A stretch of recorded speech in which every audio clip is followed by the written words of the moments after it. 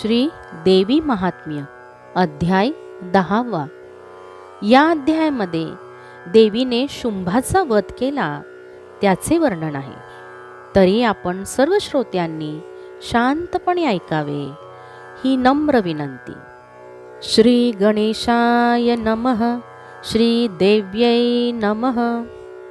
नमो श्रीदेवी भवानी अखिल जगत्रयाची जननी। हरिहर ब्रह्मादिकां लागुणी इच्छा मात्रे वर्तविसी। आणि सृष्टीचा दुर्गम चालविसी अनुक्रम। त्या तुझ माझे प्रणाम जगन मात्रे सर्वदा। असो पूर्वाध्यायी कथन श्री महासरस्वतीचे आख्यान। त्यात निशुंभाचे मरण श्रोतयांसी निवेदिले। आता पुढील या इतिहासा श्रोते हो सादर तुम्ही परिसा। कमल पुष्प सुवासी जैसा भ्रमर लुब्ध होतसे। मेधा ऋषी होय सांगता म्हणे एकाग्र एकेगा सुरथा। निशुंभरणी पडला असता क्रोध नावरे शुंभासी। ससैन्य बंधू पडला पाहून बोलता जाहला तेव्हा वचन। दुष्टे बलावले पे करुण दुर्गे गर्व करू नको।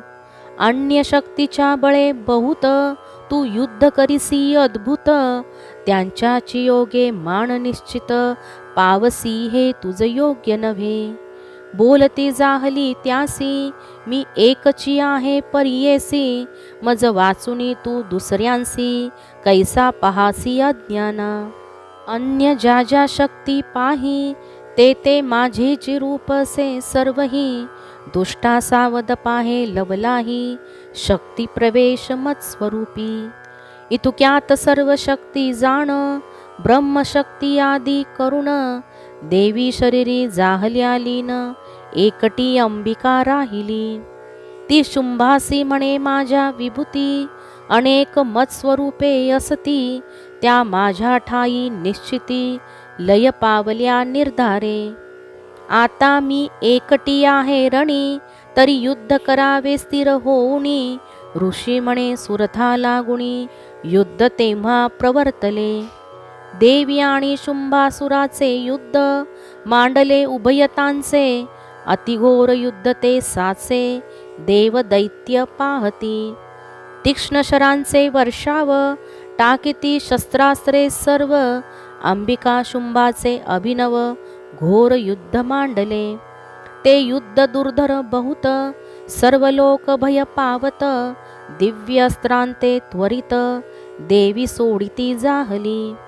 गदा शक्ती आणि नांगर मुसळ खेटका आणि तोमर। परशुपाश भाला शर त्रिशूळ क्रोधे मारिला। शार्ग धरोणिया हाती बाण सोडिले नेनो किती। ऐसी दिव्य अस्त्रे भगवती सोडिती जाहली सक्रोध। असो तेव्हा तो शुंभ जाण तद्वातक अस्त्रे योजून। देवीच्या अस्त्रांचे खंडन करिता जाहला क्षणार्धे। यानंतर शुंभासुर करिता जाहला संग्राम घोर। अनेक शस्त्रास्त्रे दुर्धर देवीवरी सोडिली। त्याच्या शस्त्रास्त्रांचा सत्वरी नाश इच्छुनी परमेश्वरी। इंद्रहुंकार उच्चार करी तेने नाशिले सर्वाते। शुंभे सोडुनी शतशर झाकण केले देवीवर।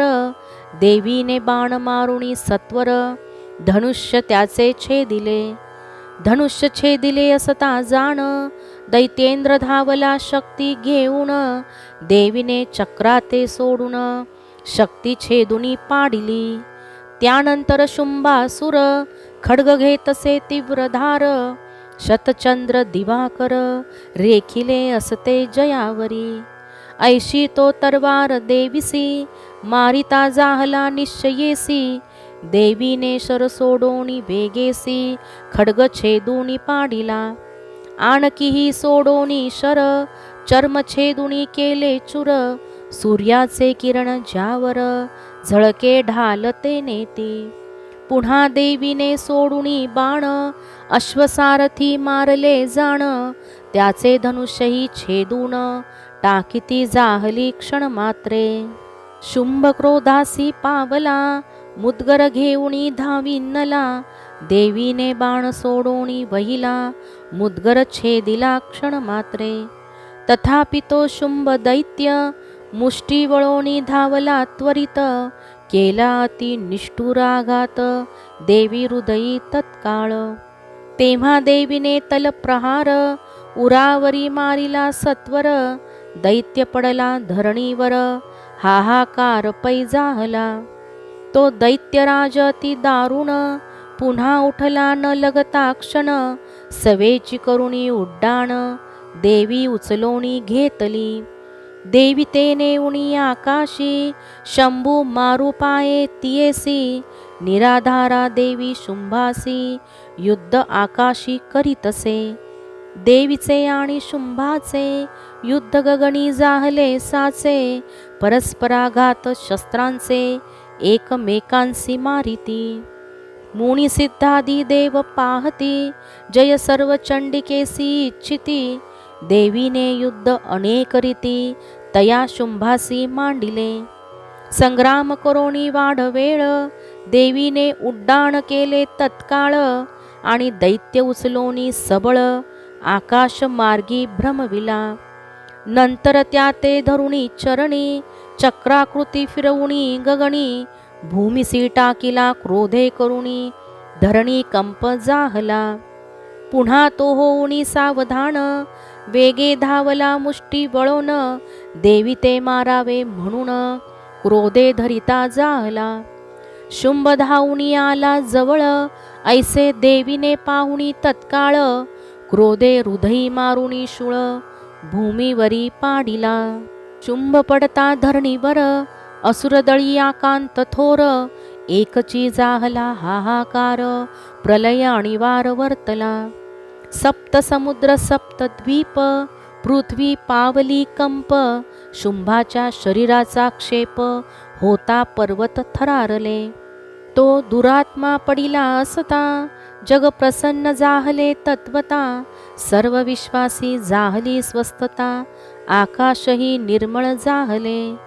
उल्कांसहित मेघ उत्पात, पूर्वी होत असती जे बहुत. ते सकळही जाहले शांत, सरिता मार्ग चालिला. शुंभ पडला हे ऐकोणी, आनंद जाहला त्रिभुवनी. सर्व देवांच्याही श्रेणी, अत्यंत हर्षाते पावल्या. ऐसी देवांसी जाहली तुष्टी, केली देवीवरी पुष्पवृष्टी. सर्व ऋषींच्याही कोटी, आनंदे स्तविती देविते. दुंदुभी वाजले अपार, गंधर्व गाती मधुर स्वर. अप्सरांचे नृत्य सुंदर, स्वर्गी होते जाहले. अनेक सुगंधांसहित वात, येते जाहले परमाद्भूत. अग्निही होऊनिया शांत, स्वये कुंडात प्रकाशले. प्रभायुक्त सूर्य जाहला, दिग्जनित शब्द शांतावला. सकळ लोक आनंदला, हर्ष जाहला त्रैलोकी. असो या प्रकारे करुण, शुंभ दैत्याचे केले हनन. पुढील अध्यायी निरूपण, नारायणी स्तुतीयसे. हे महासरस्वतीचे आख्यान, श्रवणे पठणे करी पावन. सकल मनोरथांचे पूर्ण, येणे करुणी होतसे. रणी आपणा होऊनी विजय, शत्रूंचा होतसे पराजय. सर्व दुःखांचा नाश होय, पठन मात्रे करुणिया. जैसे व्यासे वर्णन केले, तैसेच येथे निरूपिले. सज्जनी पाहिजे परिसिले, कृपा करुणी सर्वदा. श्री अंबिकेसी नमस्कार, माझे असोत निरंतर. राम ब्राह्मण वर्णेकर, तिचे चरणी लीन सेवा. इति श्री मार्कंडेय पुराणे सावर्णिके मन्वन्तरे देवी भगवती महात्म्ये महासरस्वत्याख्याने दशमोऽध्यायः. श्री जगदम्बार्पणमस्तु.